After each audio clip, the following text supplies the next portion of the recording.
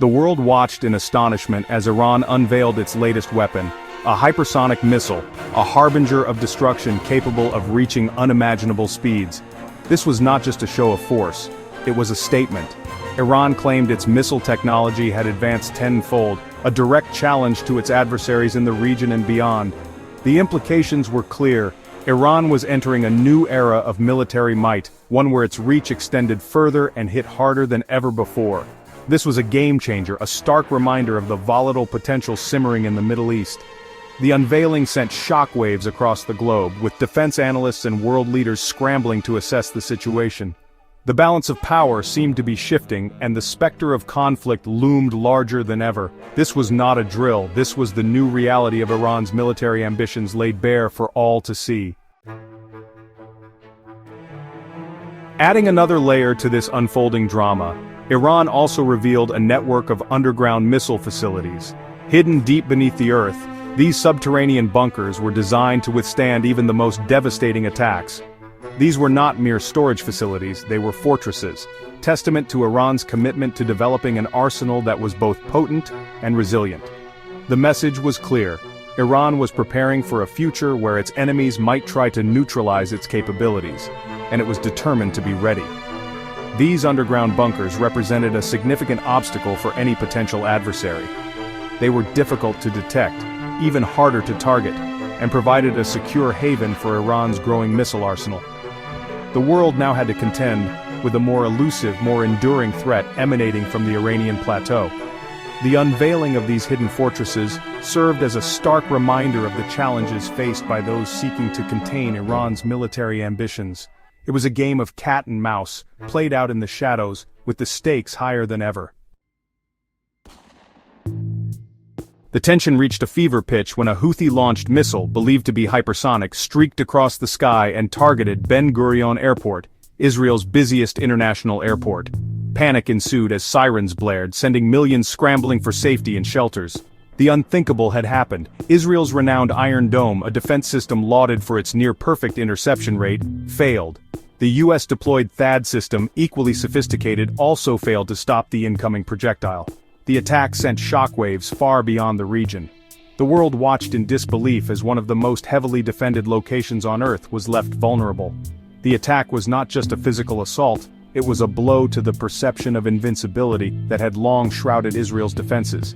The incident exposed a critical vulnerability, raising serious questions about the effectiveness of existing defense systems against this new breed of hypersonic weapons. The age of assured defense, it seemed, was over. Section 4, Yemen's Iron Curtain, blockade by land, sea and air. The attack on Ben Gurion Airport was part of a larger conflict. Yemen's Houthis emerged as significant players. Since late 2023, the Houthis imposed a naval blockade on Israeli ships. The blockade escalated to the skies. In early 2025, the Houthis announced an aerial blockade. This move further isolated Israel. The blockade was a powerful symbol of defiance. The Houthis became a force capable of disrupting global trade. The world acknowledged their impact. The blockade sent a clear message. The conflict was far from over. The region braced for a wider war with catastrophic consequences. Section 5, Rumblings of War, Iran and Israel's ominous warnings. In the aftermath of the attack, both Iran and Israel issued stern warnings, their rhetoric laced with threats of retaliation. Iranian Defense Minister Aziz Nasirzadeh, speaking from a position of newfound strength, vowed a powerful response to any aggression directed at Iran. Across the battle lines, Israeli Prime Minister Netanyahu and Defense Minister Katz echoed the sentiment, promising a strong response and retaliation against those responsible for the airport attack. The air crackled with tension as both sides engaged in a dangerous game of brinksmanship. The exchange of threats underscored the precariousness of the situation. The possibility of a miscalculation, of one side misinterpreting the other's intentions, was a terrifying reality. The region held its breath, caught in a web of animosity and mistrust. These were not empty threats, they were pronouncements backed by real military might. The world watched with bated breath, hoping that cooler heads would prevail, but bracing for the possibility that the situation could spiral out of control. Section 6. Fact or fiction experts analyze Iran's missile claims. While the world grappled with the implications of Iran's hypersonic missile program, experts offered a range of perspectives on the situation. Some, like Bradley Bowman, advocated for increased U.S.-Israel military cooperation, emphasizing the need for joint exercises and enhanced planning to counter the growing threat. Others, like Ryan Brobst, stressed the importance of protecting U.S. troops stationed in the region, highlighting their vulnerability to Iranian missile attacks. The specter of American casualties loomed large, a grim reminder of the potential human cost of escalating tensions.